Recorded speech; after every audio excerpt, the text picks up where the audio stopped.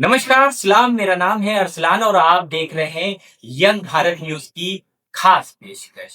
आज इस खास पेशकश में हम बात करेंगे सुहेल देव भारतीय समाज पार्टी के विधायक अब्बास अंसारी के बारे में। वैसे तो अब्बास अंसारी जब से विधायक बने थे तब से सुर्खियों में थे और या यूं कहे कि विधायक बनने से पहले से वो सुर्खियों में थे, लेकिन अब एक बार फिर से वो चर्चा में है। चर्चा है हेट स्पीच के मामले में, जिस तरीके से उनको सजा होती है, सजा होने के बाद उनकी सदस्यता जाती है, सदस्यता जाने के बाद वो हाईकोर्ट का रुख करते हैं और हाईकोर्ट से उनकी सदस्यता बहाल होती है और फिर से वो वापस से विधायक कहलाते हैं। आज इस तमाम मुद्दे पर हम बात करेंगे अपने वरिष्ठ पत्रकार और यंग भारत के स्टेट हेड हरिशंकर मिश्रा जी से। सर, सबसे पहले तो कैसे देखते हैं इस पूरे घटना को आप? ये पूरा मामला बहुत स्पष्ट है, साफ है ना।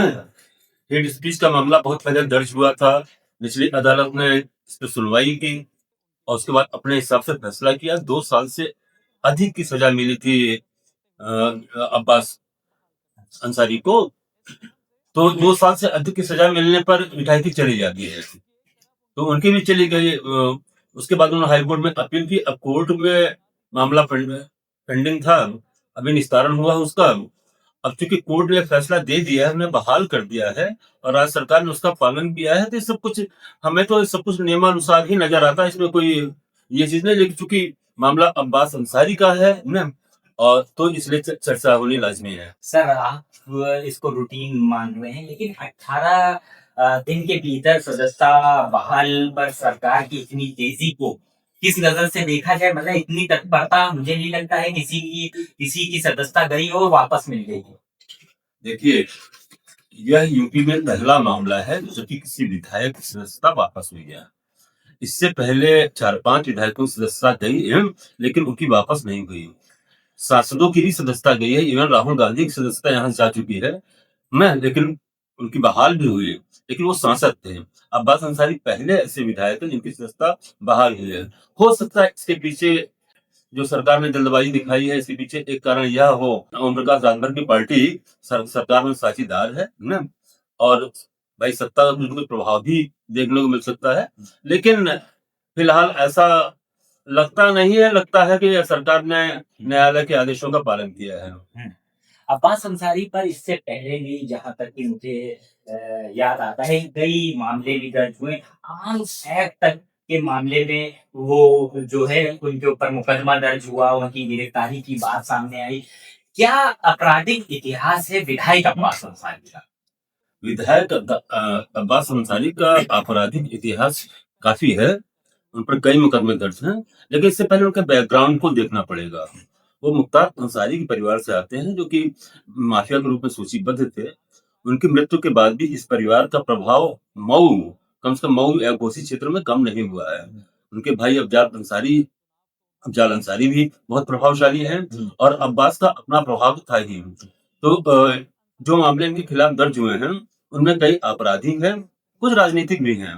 लेकिन वो मुकदमे अभी न्यायालय में चल रहे हैं। इस एक मामले में उनकी सजा रद्द हुई है, बाकी अभी चल रहे हैं। आगे जैसा जो कुछ भी होता है आएगा, उसी हिसाब से फिर सरकार इंटरनेशनल शूटर भी हैं, कई विदेशी असलहे भी उनके यहाँ से मिले थे। इसी गाजीपुर थाने में इंदिरा नगर के पास उनकी मुकदमा भी दर्ज हुआ था, जहाँ तक मुझे याद है। उसके बाद उनको भगोड़ा तक घोषित कर दिया गया था। तो क्या क्या उनका जो हिस्ट्री है इस आपराधिक इतिहास में, आर्म्स एक्ट में, वो मामला कहाँ तक की अभी पहुंचा है? वो मामला भी विचाराधीन है। ये इंटरनेशनल शूटर हैं ना, और इन्होंने कई प्रतियोगिताओं में भागीदारी भी की है ना। ये माना जाता है बाकायदा लाइसेंसधारी शूटर हैं। तो आर्म्स इनके यहाँ जो असलहा बरामद हुआ था, उसको लेकर कार्रवाई की गई थी, मुकदमा भी दर्ज हुआ था, वो अभी विचाराधीन है। जहां तक अब्बास अंसारी की बात है, तो ये बांदा जेल में भी इनके खिलाफ मुकदमा दर्ज हुआ था ना। बांदा जेल में भी ये वहां पर पाए गए थे ना, बीवी के साथ। अपनी पत्नी के साथ पाए गए थे। उन दोनों के खिलाफ मुकदमा दर्ज हुआ था। तो कई मुकदमे हैं, चल रहे हैं अभी। इस तरह के जो पारिवारिक बैकग्राउंड के लोग होते हैं, उनके खिलाफ मुकदमे होना कोई असहज स्थिति नहीं है। निश्चित तौर पे मुकदमे अगर हुए हैं तो उसके पीछे कारण और कुछ कारनामे ही रहे हैं। अब उन पर जो सुनवाई होगी उसके हिसाब से इनका आगे का राजनीतिक भविष्य तय होगा। सर एक बात आपने कही कि ये इन्होंने रिकॉर्ड बनाया, ये पहले ऐसे विधायक हैं जिनकी सदस्यता जाने के बाद बहाल हुई है। राहुल गांधी सांसद के तौर पर थे। और कौन यूपी के विधायक ऐसे रहे चर्चित वो नाम जिनकी सदस्यता गई हो, उनके ऊपर 2 साल या उससे अधिक की सजा उनके ऊपर सुनवाई गई हो और उनकी सदस्यता गई हो लेकिन बहाल नहीं हुई। ऐसे कई मामले हैं, विक्रम सैनी का मामला है, वो इरफान सोलंकी का मामला है। ऐसे 4-5 लोग हैं जिनकी जो सदस्यता भी जो है गई और बहाल नहीं हुई इसकी सरकार में। ये 2018 विधानसभा में मुझे याद आता है लगभग 5 ऐसे विधायक हैं जिनकी सदस्यता जा चुकी है और अभी तक बहाल नहीं हुई है। अभी जब हम लोग 2025 में आपसे सर बात कर रहे हैं अब्बास अंसारी के मामले में, तो टेक्निकली वो सुहेलदेव भारतीय समाज पार्टी यानी सुभाषपा के विधायक हैं।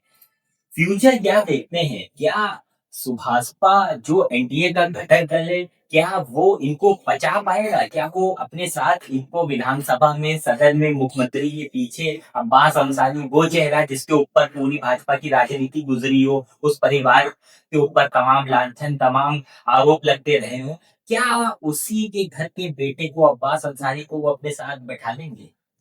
देखिए, सुभाषपा भले ही सत्ता के साथ है, लेकिन है तो वो क्षेत्रीय दल ही नहीं। तो क्षेत्रीय दलों की अपनी मजबूरियां होती है। उन्हें एक जिताऊ कैंडिडेट चाहिए और कम से कम अब्बास अंसारी ऐसा तो है, वो अपनी सीट जीत सकते हैं। तो मुझे नहीं लगता वो अभी राजभर उनसे कोई दूरी बनाएंगे। उन्होंने कोर्ट का फैसला आने के बाद अपने बयान में भी कहा कि हम कोर्ट का फैसला है, हम इसे मानते हैं, कोर्ट ने जो डिसीजन दिया है हम उसे स्वीकार करते हैं। तो सत्ता पक्ष के साथ वो दिखाई जरूर पड़ेंगे, लेकिन हाँ भाजपा के लिए ये असहज स्थिति हो सकती है, क्योंकि एक नैरेटिव योगी सरकार ने सामने रखा है कानून और व्यवस्था का। और जहां तक अब्बास अंसारी के परिवार का सवाल है ना, तो निश्चित तौर पे उनका अतीत अच्छा नहीं रहा है ना, और वो वहां पर बाहुबली माने जाते हैं, माफिया माने जाते हैं। मुख्तार अंसारी का पूरा परिवार ही वहां पर कई मुकदमे भी दर्ज हैं। तो भाजपा यह देखने वाली बात होगी कि भाजपा उनसे किस तरीके का बर्ताव करती है, कैसा सलूक करती है। और ये भी देखने वाली सर बात होगी कि अब्बास अंसारी उस भाजपा के साथ कैसे रह पाते हैं जिसने उनके साथ इतने तमाम जो चीजें हुई हैं पिछले कुछ वक्त का अगर टाइमलाइन निकाले जिस तरीके से हुई, चाहे वो मुख्तार अंसारी की जेल में मौत का मामला हो, चाहे इनके साथ जो तमाम मुकदमे दर्ज हुए, जहां हम लोग बैठे इससे कुछ ही दूर पर डालीबाग है, सब कार्रवाइयां हुई, तमाम करोड़ों की संपत्तियां कुर्क हुई, इसी भाजपा सरकार में ये सब हुई है। ये भी देखना होगा कि अब्बास अंसारी कैसे उन्हीं भाजपाइयों के बीच में बैठते हैं। 27 का चुनाव भी नजदीक है, ऐसे में आप अब्बास अंसारी के भविष्य को किधर देखते हैं? अगर ये एनडीए का जो गठबंधन है राजभर का बीजेपी के साथ, अगर इसी में रहता है, तो क्या आपको लगता है, आप अपने पॉलिटिकल उससे सिनेरियो से आप बताइए, आप क्योंकि आप जानकार हैं, तमाम राजनीति को लंबे समय से कवर भी करते रहे हैं, क्या अब्बास अंसारी अब ये सुभाषपा का जो साथ है या एनडीए का जो साथ है वो छोड़ वापस अखिलेश खेमे में आएंगे या वापस बसपा की ओर रुख करेंगे? देखिए, एक बात तो बहुत साफ है कि अब्बास अंसारी की एक मुश्किल कम हुई है, मुश्किलें कम नहीं हुई हैं, मुकदमे उनके खिलाफ चल रहे हैं। सवाल अब उनके अस्तित्व का है, उनके राजनीतिक अस्तित्व का है। तो वो सबसे पहले ओम प्रकाश राजभर का रुख देखना चाहेंगे कि राजभर क्या उन्हें दोबारा टिकट देते हैं या नहीं देते हैं, या अभी भविष्य गर्भ में है। अगर नहीं देते हैं तो उनके सामने जो भी विकल्प सामने होगा, चाहे सपा का हो चाहे बसपा का हो, वो किसी से भी जो है अपने आप को चुनाव में देखना चाहेंगे और इस तरह का प्रयास भी करेंगे उन्हें कहीं न कहीं से टिकट मिल जाए, क्योंकि अंततः वो जानते हैं कि विधायक होना ही उनको थोड़ा-सा राजनीतिक पहचान देता है। अन्यथा उनकी पहचान कुछ दूसरी है और उसी नज़रिए से देखते जाएँगे। अखिलेश यादव जो पूर्व मुख्यमंत्री हैं, समाजवादी पार्टी के राष्ट्रीय अध्यक्ष हैं, मुझे याद है उन्होंने जब उत्तर प्रदेश में सरकार बनी थी, कैसे अतीक अहमद, मुख्तार अंसारी के परिवार से दूरियां बनाई थी। कौमी एकता दल एक पार्टी हुआ करती थी अंसारी बंधुओं की, ठीक है, उसका शिवपाल ने विलय करा दिया था समाजवादी पार्टी में, लेकिन जैसे ही अखिलेश वापस आए थे उन्होंने इस जो गठबंधन है, जो विलय था, उसको तोड़ दिया था।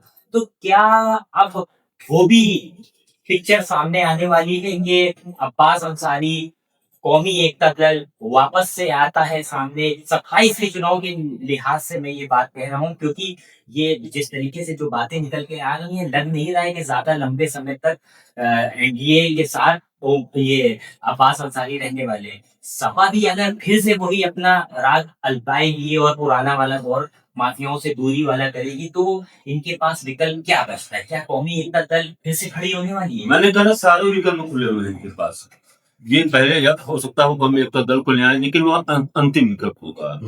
इसके पहले उनकी कोशिश होगी कि बसपा से टिकट मिल जाए, कांग्रेस से मिल जाए या सपा से मिल जाए, और कहीं किसी राजनीतिक दल का दामन पकड़ना चाहेंगे। क्योंकि राजनीतिक पार्टियां भले ही क्षेत्रीय हों, वो व्यक्ति को थोड़ा मजबूती देती है और थोड़ा वोटों का समर्थन भी देती है, इससे उनका लाभ भी होता है। यह अंतिम विकल्प होगा, तो वह निर्दलीय लड़े या कौमी एकता दल की टिकट पर आए।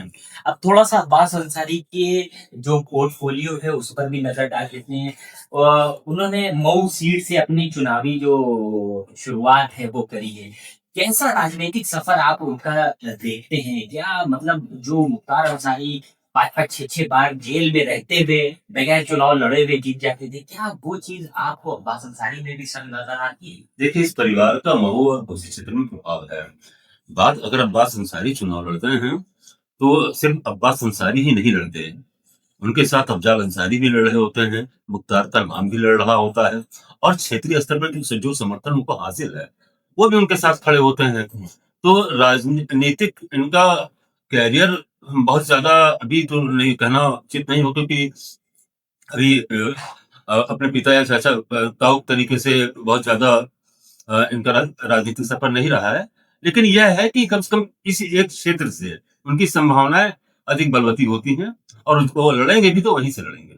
तो ये हरिशंकर मिश्रा जी ने साफ तौर पर बताया किस तरीके से जो अब्बास अंसारी का जो पूरा प्रकरण है उसको लेकर क्या पूरी अपडेट है। ऐसी ही तमाम खबरों को देखने के लिए यंग भारत को सब्सक्राइब करें, और ऐसी ही तमाम ताजा तरीन अपडेट पाने के लिए यंग भारत को सब्सक्राइब करें। लखनऊ से कैमरा पर्सन पीयूष मिश्रा के साथ अरसलान सम।